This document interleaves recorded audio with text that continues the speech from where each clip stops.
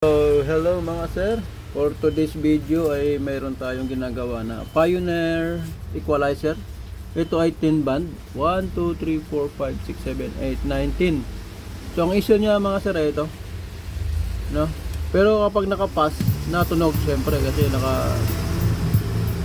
rekta naman yan dun sa ating linya in out. So ngayon, pag inano mo siya, ganyan lang siya. Wala siyang tunog. Pero ang problema pa ito, may signal na naka-full na lahat yung kanyang digital display. Ayan po yung kanyang loob nito mga sir. Tinanggalan natin yung ibang screw niyan. May natira lang dito na So medyo matagal na pong hindi nagagamit to. Pero sabi nung nagdala nito sa akin ay nadala na niya ito dati sa akin na medyo matagal na rin. Nagawa ko daw ito isang beses. So tingnan natin kung ano yung ating magagawa rito. Bakit ganun yung display nito. Dapat wala itong mga ilaw-ilaw na yan sa kanyang display. No? Tingnan natin mga sir. Tanggalin muna natin to.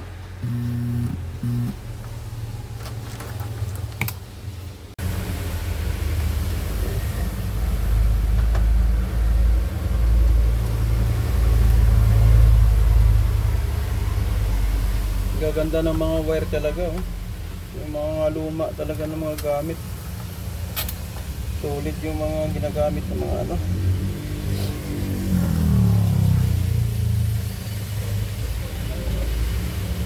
Hindi matigas yung mga wire, oh.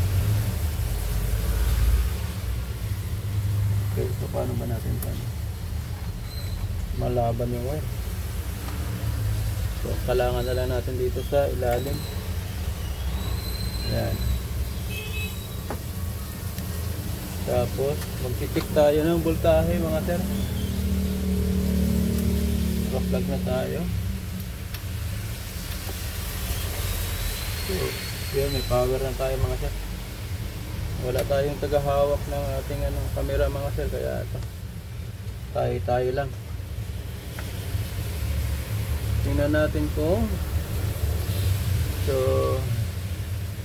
tama nga, nagawa ko na yata ito kasi ito may hinang dito.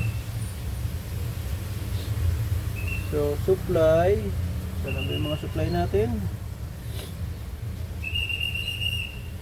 Pasensya na po, tayo medyo sinisipon-sipon ngayon.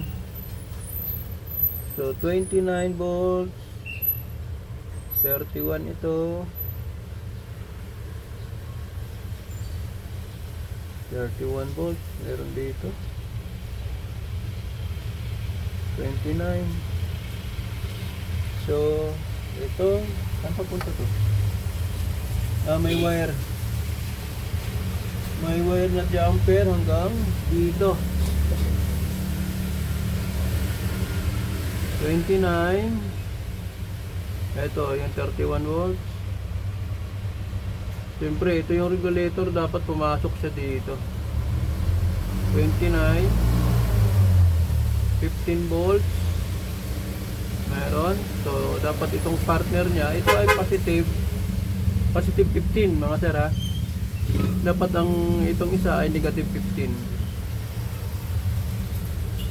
Oh. Ayun, wala tayong masukat mga sir. 1.1. Bakit? Ay, meron dito oh. Pero dito wala. So, ibig sabihin minor lang sira nito mga busing. Dahil sa katandaan na niya, upunan natin mga sara. Kabunutin natin. Baka tayo. Dahil sa katandaan niya siguro ay nag-angatan na yung mga hinang, hindi pala tayo naka-prepare ng ating soldering iron mga sir. So painitin muna natin. So yun, uminit na yung ating soldering iron mga sir. Apply muna tayo ng resoldering dito sa ating ginagawa na to. Dahil matanda na itong unit na to. Kaya kailangan natin itong baka pa ng bilang, lalo na sa mga ating supply.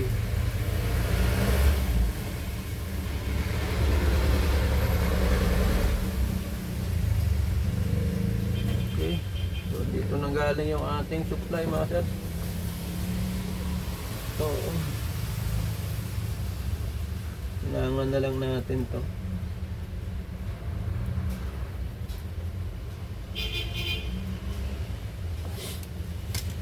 Ganito kaganda yung lumang board, oh. Wala kang makitang wala kang makitang corrosion. Hindi katulad ngayon na bagong-bago pa namumulaklak na ng corrosion yung dito. No? Makita niyo, no? Ilang dekada na itong unit na to, pero kita mo yung kagandahan ng PCB nila.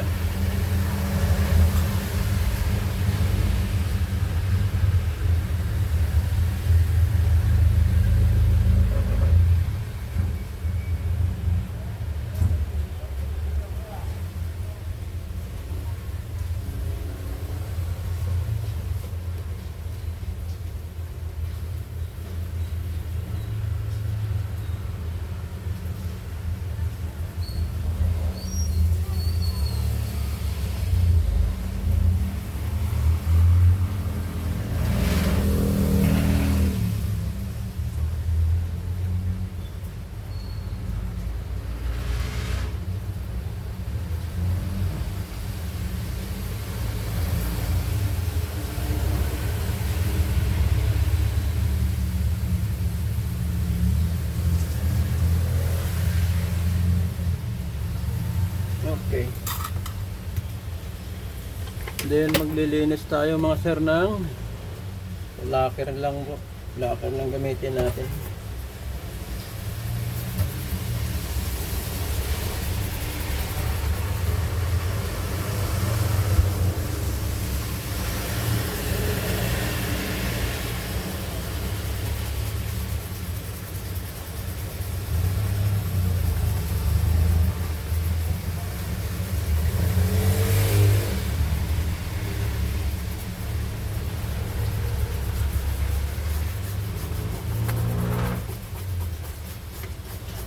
Okay, yan.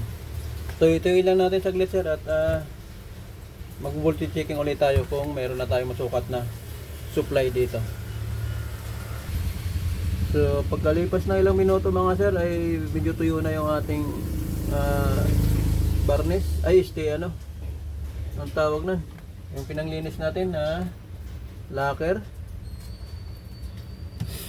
So plug in natin mga sir para malaman natin. Then power on tayo. Yun. Tingnan natin kung nawala yung oh, meron pa rin. Meron pa rin siyang signal na kahit nawala pang signal. Tingnan natin kung may voltahe na rito.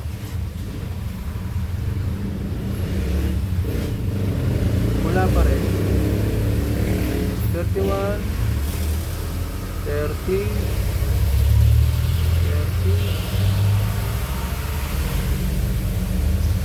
so wala, ibig sabihin may sira pa tayo dito. Nakatawid na yung ating 30 volts. Ang isa naman ay 29 kanina yan pero wala pa rin siyang supply na lumalabas. So check natin tong transistor na to at saka yung kanyang regulator na Zener diode kung meron man. Itong nasa baba, ano ba to, IC type? Transistor lang din naman siya, oh. Transistorize siya.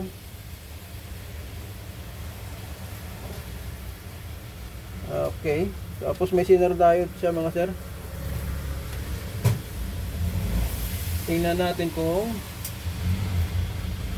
ano yung problema nito. Bakit wala siyang out? Pumasok na yung supply natin mga sir. Meron na tayong 30 volts. Try natin to.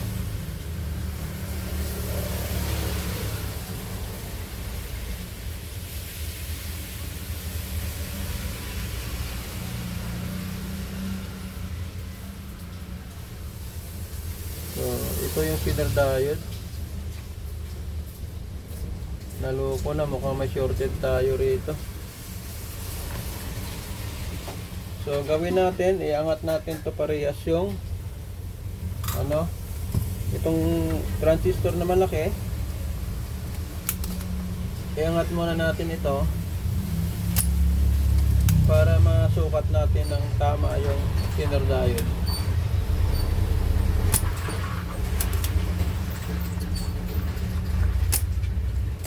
Goods na yung ating supply mga sir, kasi may pumasok na tayo na 30 volts. Waiting na lang yung regulated na power supply or 15 volts. Negative 15 ba? Tama. B750A. So, tingnan natin ito kung bakit ayaw mag-out. No?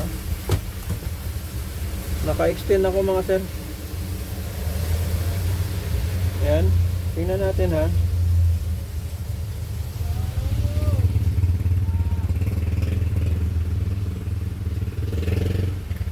So may problema na nga yung transistor natin. Almost open na yung ating base to emitter.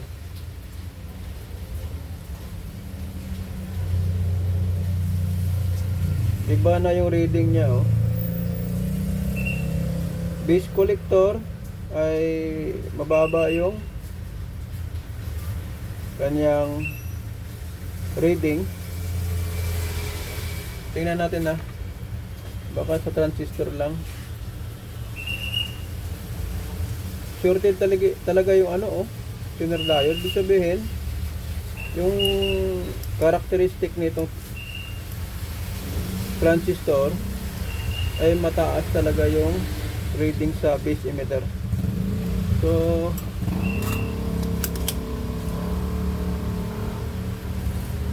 tingnan natin tong iangat natin tong feeder diode.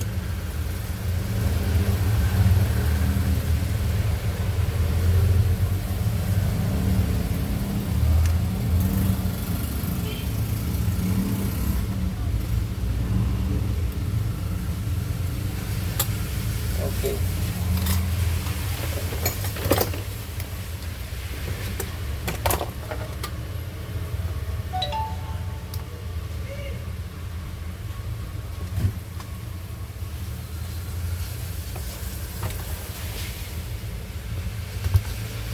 So, 15 volts. Oh, shorted nga talaga mga sir. So ibabuzzer test natin para marinig nyo po ano. Ayan.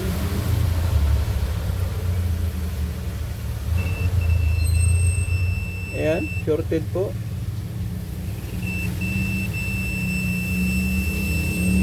So, wala tayong magagawa rito kundi magpalit. So 15 volts ang kailangan natin mga sir. Tabi muna natin ito rito. So ito, may nakita tayong 15 volts. Medyo matagal natin makita doon sa ating lagayan, yung kinakalawang na yung paa oh. Samantalang itong napakatandang pyesa, tingnan mo, goods na goods pa yung paa.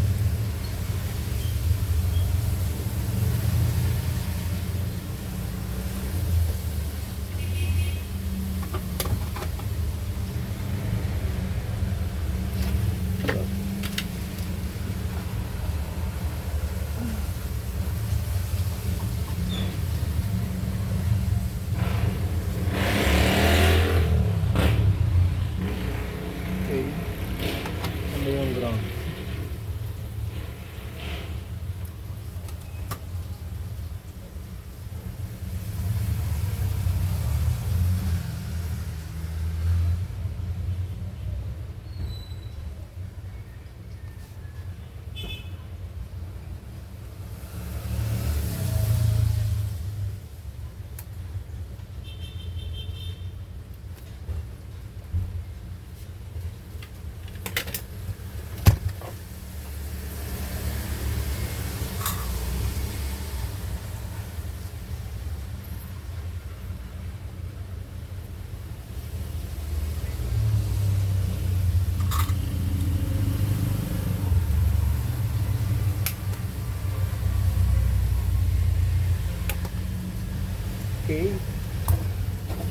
Then, subukan natin yung transistor na itong ibalik. Kung mag-uubra pa ba.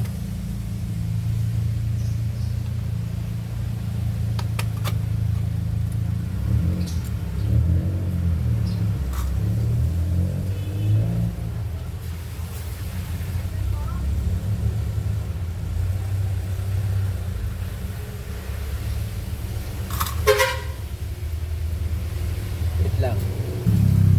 So, try na natin mga sir.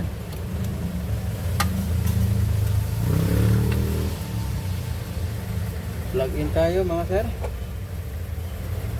At power on.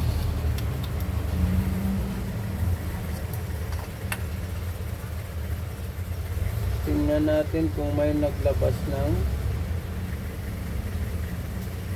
So mayroon siyang 13 volts mga sir. So 13 lang yung nilabas ng ating sinner diode mga sir. Tapos 14 to sa kabila. So pwede na siguro to. Tingnan natin dito sa kanyang display kung nagbago ba. Ayun, nawala na oh.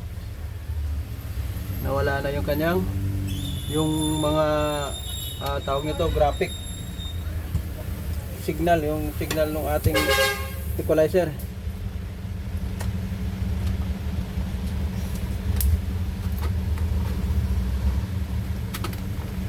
Plaster lang natin ng ano kasi baka sumabit ho.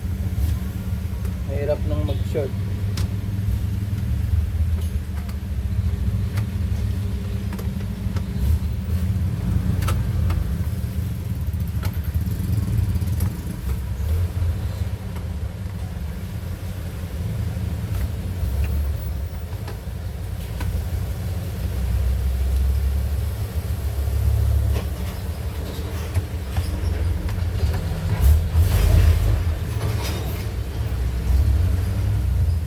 Okay, isa lang muna na screw ilagay natin mga sir.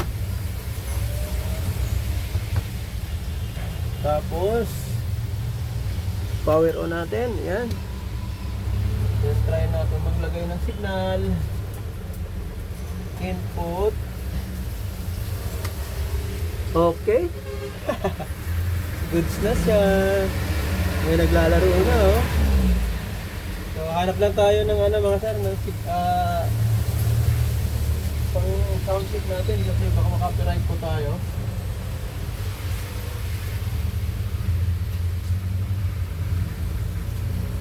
Ito yung pang sound check na lang natin na maraming ayaw.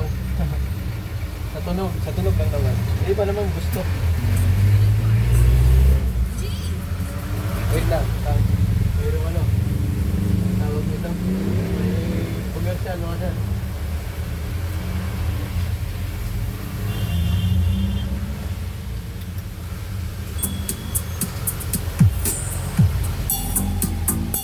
Good.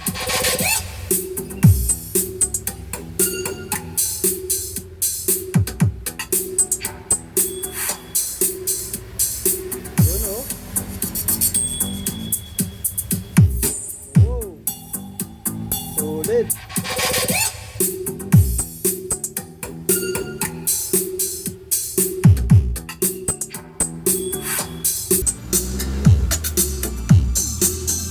Ayan oh.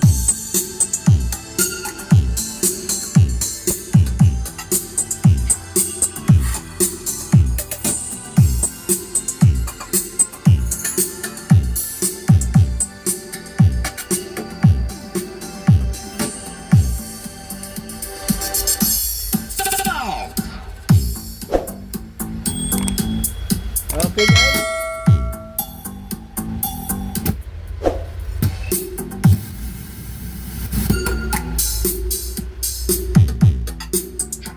Suave.